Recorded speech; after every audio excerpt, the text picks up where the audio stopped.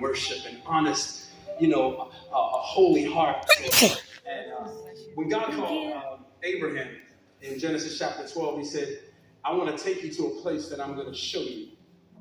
In other words, I got big things for you, but I can't give you directions because I don't want familiarity to steal your faith. Amen.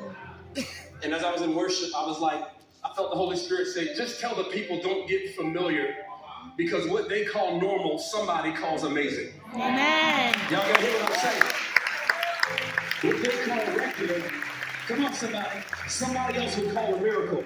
If you are grateful for the miracle of Elevate Life Church, can you just